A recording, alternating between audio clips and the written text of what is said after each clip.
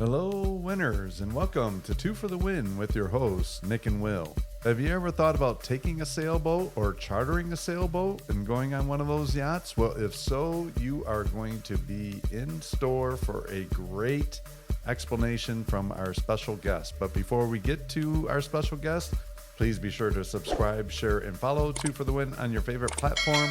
And a big shout out to Nick Menard and Associates with Dream Vacations for sponsoring today's episode. With that, let's jump into it. We have a high energy, fun individual to tell us all about sailing. Let me pass it over to Kevin. Hello, my name's Kevin. The accent's British, and I tell people that I've sailed all of my adult life and that I became an adult when I was 24. And I know this because before then, I was a windsurfer. And if you've ever visited the UK, then you will know it is cold, wet, and miserable all the time. And as I grew older, my tolerance for discomfort grew less. And some friends said, you should try sailboats. That you can wear woolly hats, you can wear big boots, you can wear big jackets, you can stay warm, it's going to be great. So I did that. And I had the very good fortune to move over to the States in about 1998 and met up with a company called Offshore Sailing School. An offshore sailing school is an organization that actually trains novices within a week to 10 days to be able to charter their own yachts in luxurious parts of the world.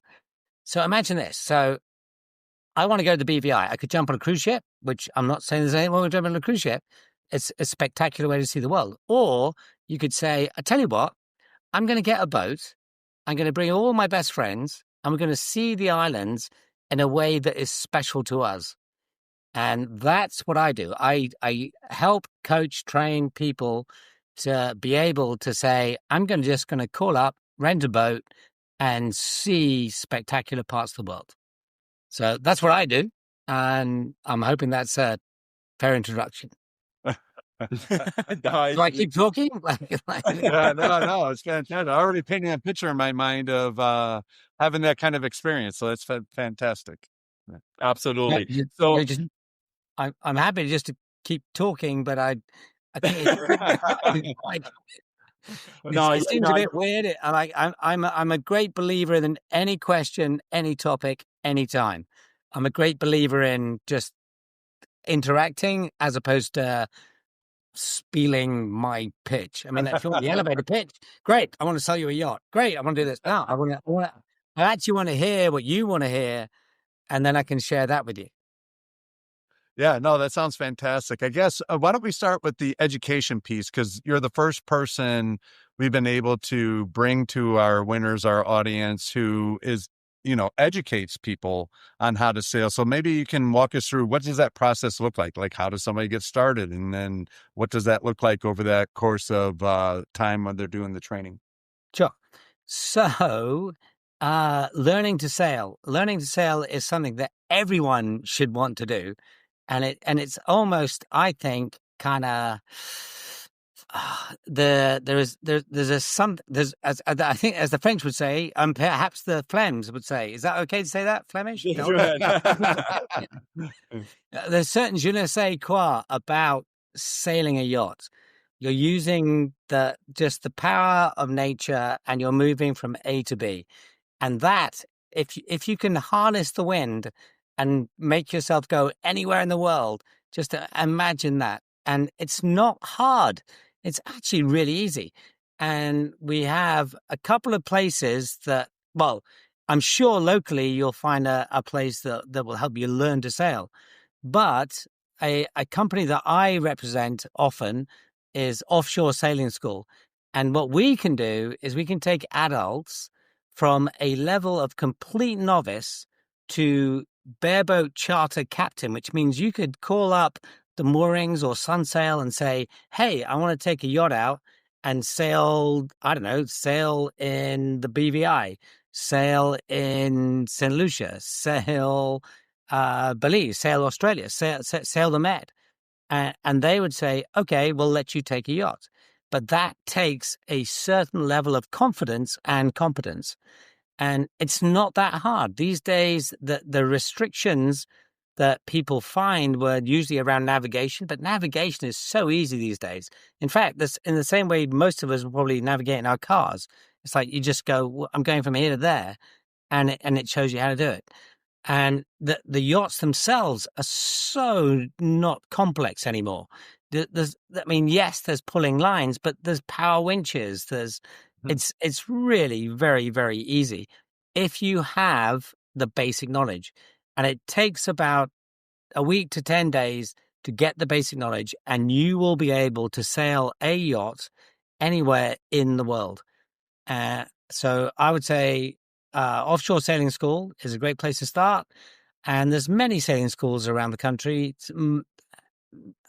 I am a fan of offshore because I've been with them for years, but I know there's equally good schools everywhere around the coast of the United States.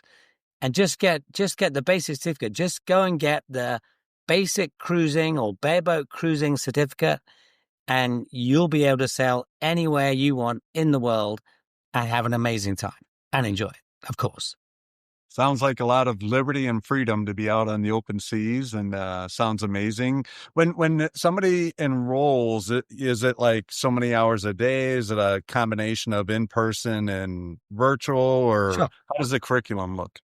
So if you take an offshore course, then you're going to have 2 days on a Colgate 26, which is a small yacht.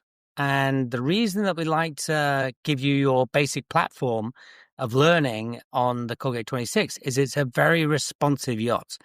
So anything you do, any move you make, any adjustment you do, you can sense it, you can feel it. As sail yachts get bigger, the less interactive it is. It takes a moment, it takes a while, it takes a minute before things kick in.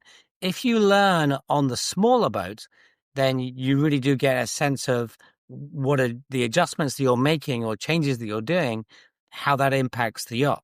So we spend 2 days on a small boat, a Colgate 26, designed by Steve, and it's a great learning yacht. It's got all the tweaks and whistles and anything you can imagine on a sailboat. It's got all of them. You can learn all about that. And then you go from 2 days on the small boat to 5 days on a big boat. And it could be a catamaran, it could be a monohull, and it'll usually be, well, in fact, I recommend that you do it in the BVI because that's where I teach. So in the British Virgin Islands, and the wind is great because it's trade winds. So you're going to have winds from the east, like 99% of the time throughout the year, blowing 10 to 15 knots, which is perfect for learning. And it's a gorgeous part of the world to visit. And in fact, I'm sure that, Nick and Will, you've been there on cruise ships, and we do. I mean, I hate to say it, we do, and you can edit this, but we do as a sailor, we watch when the cruise ships are coming in, and we avoid going to the really hot spots when the cruise ships are coming in, because we want to experience those as a special occasion just for us, as opposed to with all your friends. Oh, sure. No, totally get it. When he first said about the smaller ship being more responsive and the larger ship being less responsive, I was thinking like that's like an early relationship with a spouse versus when you've been with your spouse for a number of years, right? Sorry, I digress. Oh my God. No, That's funny. no, sailing. It was navigation. I think was the biggest hurdle to getting into sailing, and then it was just the knowledge of how sails actually work, and the navigation piece. Seriously, I rarely take out a hand-bearing compass and plot stuff on a chart these days, other than because I like doing it. It's so easy. You press a button, and just like on your car, it says go there, and it's that straightforward. Technology has made the barriers to entry to being able to sail, almost zero. You still have to pay attention, but you still have to pay attention when you drive a car. So it's Absolutely. the same kind of thing. So I would like to go another direction, like about experiences and destinations, like because you've been sailing all over places. So can you tell us about some specific experience that you had thanks to be able to sail everywhere that you would like to share with our audience? Yes. And and both of these locations, I'm based in Florida because, well, not because, but this is how things have evolved. But I would be based here anyway because the two best places in the world, if you ask me, to sail are the Caribbean, the British Virgin Islands, US Virgin Islands, St. Lucia, maybe the Grenadines, maybe, but certainly the BVI, the USVI, because they are all line of sight. It's all very deep, and you have the trade winds. And the trade winds will blow from the east, like day in, day out, from 10 to 15 knots, and it's perfect sailing conditions.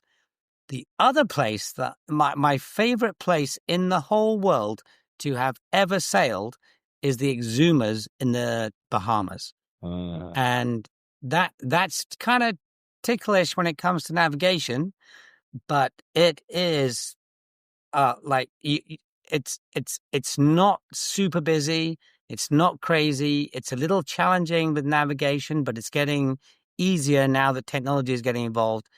But the turquoise waters, the Exuma Park, the swimming pigs, the Thunderdome thing, it is crazy amazing. And it's just off the coast of the United States. It's right there. It's like a hop, skip, and a jump. You get to Staniel, get to Nassau, and pick up a boat, and it's awesome. They are honestly my two favorite places. Well, actually, San Francisco Bay was my other favorite place to sail, but that was because I was racing sailboats. And if you're racing sailboats, then San Francisco Bay is the place to be. If you just want to, if you want to see something special and really enjoy your vacation, then I'd say BVI or the Exumas in the Bahamas. Wow. That's awesome. That's great. Let's go into some topic who may be a little bit funny, or maybe not funny at the time, but no funny to reflect. Any experience like of near-death experience that you had on the water, or time where you were like, oh my God, like, I don't know how I'm going to get out. How I'm going to get out to this place right now, and walk us through a little bit the why, the how. And of course, everything is good. Nobody has been hurt. He's here. But I want to know a little bit more about time, because I'm pretty sure it looks good when you are in a BVI, but it's not always there. So.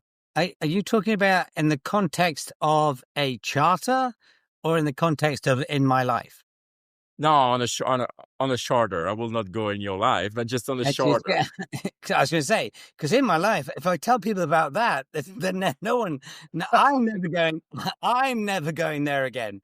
Let alone anybody else. Still since the 90s in England, so I'm pretty sure you had some stories there. No, so yeah, there's some crazy stuff. But in charter, so the thing about the charter companies is that they recognize that they're renting charter yachts to people that are probably not like as ocean going capable as I am. I'm not saying that I'm great or anything. I'm just saying that I have that experience and they don't.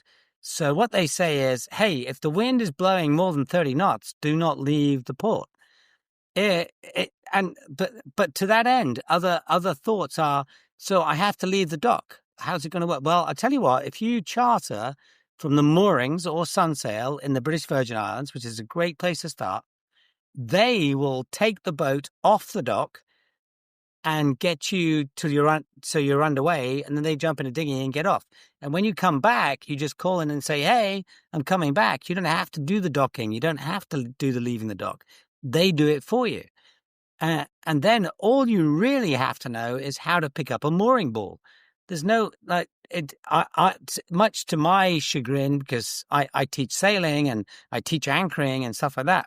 It's actually quite hard to find places to anchor because it's full of mooring balls. But that makes it, as a charterer, it's super easy. Like, we'll teach you how to pick up a mooring ball in half a day. That's not complex. So the really challenging moments of a charter are leaving the dock and coming back to the dock. Moorings and sunsail have recognized that and said, hey, we'll take you out. We'll put you out in the open water. We'll bring you in. You don't have to do any of that. And all you have to do is pick up a mooring ball. And honestly, that is not that challenging. Yeah, because initially, being a novice, I always thought of sailing as more challenging. But after hearing your description, like I feel way more comfortable about the thought of it, because it's like you get the right instruction, like with your organization. And it sounds like with technology and everything, it's certainly doable. And to your point earlier, it's a more private, intimate experience, which would be fantastic sometimes, It is. And this is where I then get to do the plug for Salient. So my role in this whole process is I do work with Offshore Sailing School. We do run courses. We do get you to a level of competence where you should be able to just call the moorings or sunsail and say, hey, I want to charter a boat and go sailing. And often folks have more anxiety because they're taking their family. It's like mom and dad, or dad is doing the training. And now you've got your most precious cargo on board. It's your family. And you're thinking, I really don't want this to go wrong. So then there's people like me that say, hey, I tell you what, I will be there not to run your boat for you, not to be the guy that serves you drinks, not to do any of that. But I will be there to make sure that you don't do anything really daft. And if at any moment you just say, hey, Kev, like I need to take care of the kids, I need to make a call, I need to do something, then I'll just take the helm. Like I can handle the boat, no problem. But I'm just there as I describe myself as a very lazy but very competent first mate. Oh, that sounds awesome. I think I would have a little less worry if my mother-in-law was on board versus my core family. Right. Yeah. I know. Overboard. I don't know how. I'm not sure how good I am at entertaining mother-in-laws, but hey. I will send this to. So, Kevin, what is the longest time that you spent in a row on the water? Because I know you used to travel. I don't know if you still do it, but you used to travel like longest distance and then living pretty much on the boat. So, what is the longest you spend on the water in a row, and maybe share an experience on that side? Okay, well, this is going back to the scary experience. So yeah, I want to get it. I will get it after it. It was 17 days, 23 hours, and I think about 30 minutes. It definitely wasn't 18 days because it was a race across the Atlantic. Wow. And the scariest moment that I had was moving the yacht from Gibraltar to Madeira. And I have no idea why me. There was an Australian guy and me that were kind of running the show. I have no idea how we both missed this weather thing, but we got caught in a North Atlantic storm on our way from Gibraltar to Madeira. And the winds were blowing in excess of 55 knots. And I know that because the anemometer only went to 55 knots. And so it pegged at 55. And the seas were about 25 feet and breaking. And I was in an open yacht, which was it was 75 feet, which it was a big yacht. And it was the scariest thing that I've ever experienced in my life. And when people say to me, I want to go out and experience heavy weather, I tell them, you really do not want to go out and experience heavy weather. Yeah, no control. It was crazy. And obviously we lived through it. And here's the thing. Knowledge dispels fear. If you know what is going on, if you know that your yacht can survive those conditions, then the next time it happens is not as scary. The first time anything happens, it's the first experience you've had of this. You go, oh my gosh, this is terrible.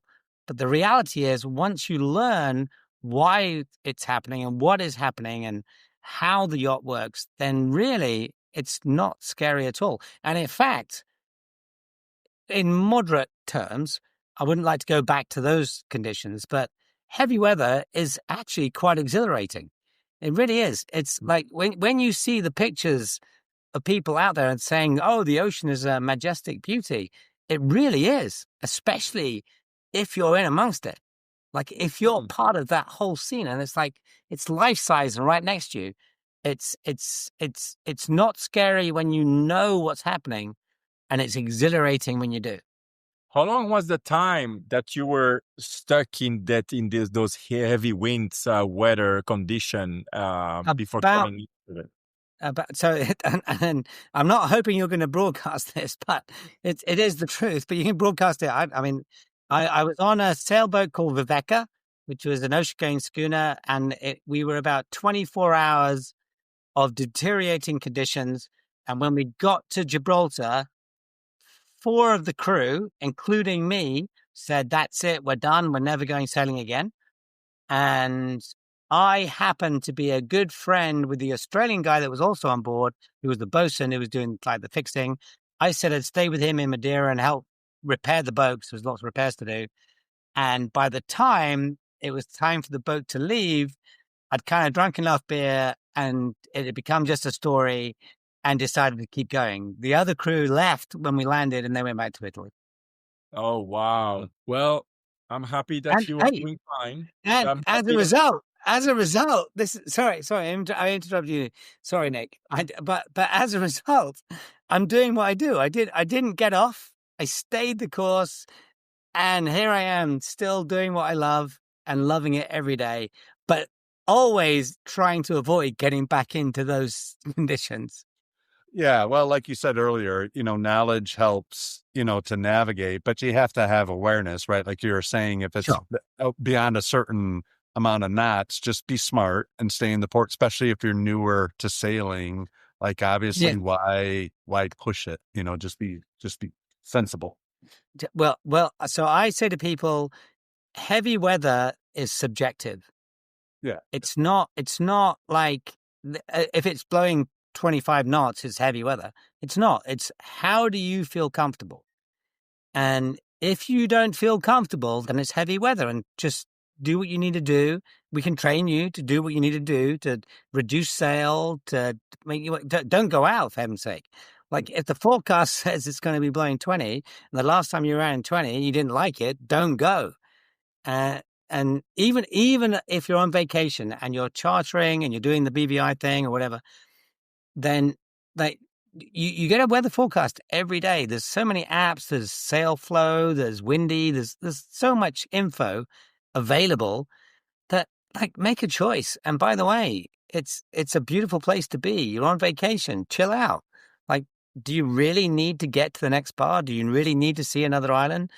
It's don't put yourself through challenging circumstances. If you're like me and you just go, I want to do this because it's going to be really fun. challenging. Do you My daughters, by the way, my daughters and wife do not agree with my sentiment about I want to do this because it's going to be really fun.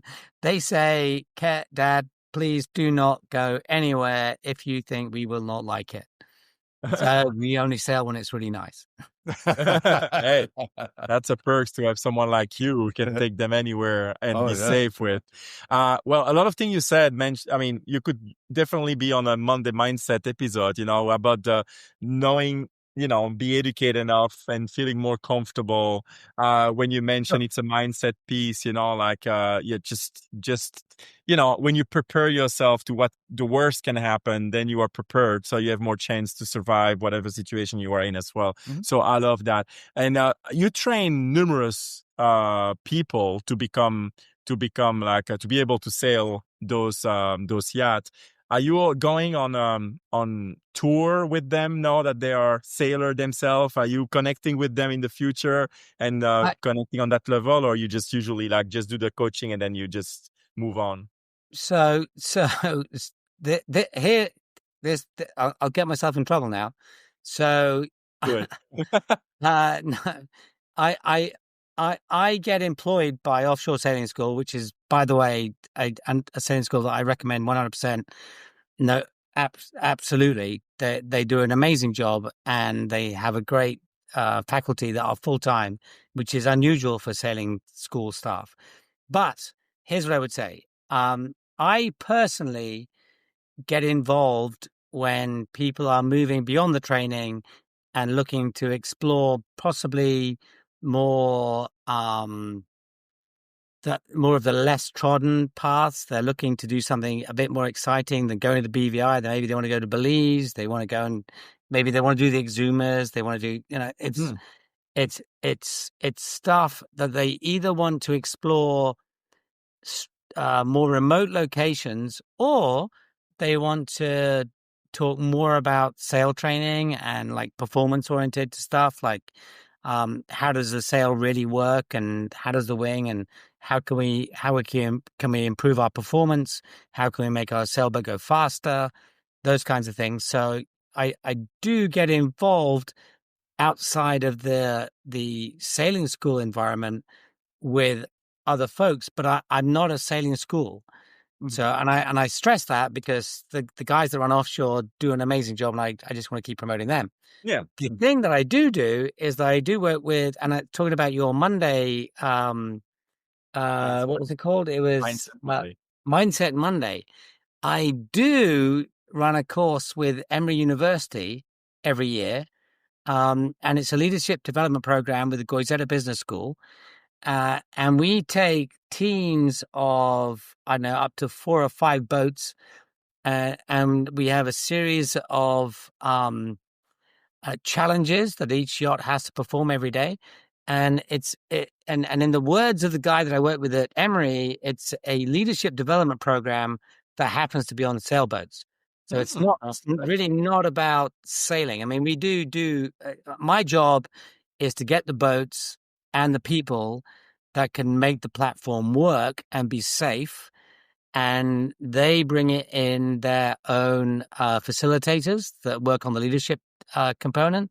But yeah, so sailing is an amazing space to let people, or put people who are used to being in a very comfortable environment into a very strange environment, but they have a crew with them as well. And so how do they go about making the most of what they've got? How do they do the values? How do they say, well, we're not going to cheat, definitely not going to do that, we're going to do the right thing? But it becomes quite complex and fun.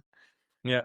So I maybe I went off on a tangent there, but yeah. No, it sounds awesome.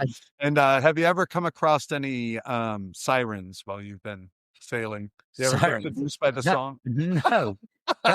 No. But the trouble with responding to that question is that I know that you both know my wife. Well, that's a more pleasant song, you know, than the sirens. Right? One day, I just say to me, "Hey, tell me about Beckway." Fair enough. I think that's an amazing way to close out. When we have fun, you know, like we're already at the end of the recording. It flew by. Yeah. But thank you so much for sharing this all those information. Do you have something that you didn't share that you would like our audience to know about you or about one of your experiences? Yes, I do. Yeah. I do. There are 2 things that I really want to promote. One is that I should be wearing a Hilus yacht. A Hilus shirt. Hilus shirt. So Hilus yachts make possibly, I think, in terms of the high-end custom yacht building, Hilus are built in Taiwan, and we make ocean capable yachts that you can sail around the world, no problem. And look them up. But the other thing that I think is even more cool is that some people say to me, you said to me, what was the scariest moment that I had, like, out at sea? But you didn't say to me, what was the most amazing thing that you've seen? And what was the most amazing? Here's the thing. here's the thing. The most amazing thing is something you probably wouldn't expect. Scary. The most amazing thing was being in the middle of the Atlantic on a quiet evening. The boat's just sailing, and it's a clear night, and I'm looking up at the sky. I've got to tell you, the night sky is not black. The night sky is silver with a few black spots in the middle. It is incredible. It's just like when you're that far out and there's no light pollution, you will find it. In fact, I don't believe you can get a better view of the night sky unless you're in the middle of the Atlantic or the Pacific. It's crazy amazing. So anyway, so I fell in love with the night sky. And then a friend of mine wrote a book called Sticky Night Skies. Okay. And sticky is essential stuff that sticks in your head. And it's not like, here's how to see the whole of all the constellations. It's just learning like a few constellations, and it's repetitive and it's self-testing. It's more like playing a game. Okay. But when you read this and you go out on a dark night and you look up at the night sky, you'll go, wow, there's Orion. Wow, there's Betelgeuse. Wow, there's Cassiopeia. Oh, wow, I know this works. Awesome. There's more. And we're gonna put the description of the book under, so people who are interested can go and buy it. They should. And it's only $12. Oh, There you go. Yeah. Yeah. It's almost the cost, same price as a Starbucks.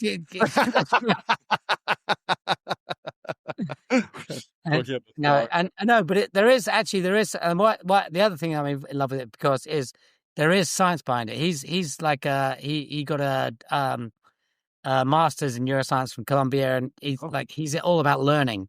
Mm-hmm. And it's how we learn, and it's like pattern-based kind of learning. So he's got that, he's got tracks, and he's got even stock charts.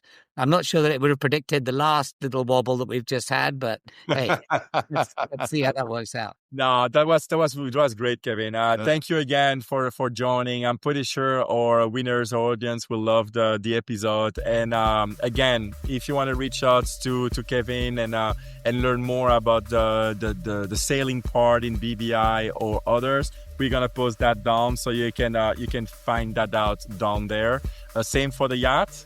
His yacht, because he's selling yachts. So if you are looking to buy one, Kevin is your guy. And so for the book. Anything else, Kevin? Any question, any topic, anytime. Always available to chat. I appreciate you very much. Thank you, Kevin. It was a pleasure. pleasure. Thank you very much. This is fantastic. Thank you. Yeah.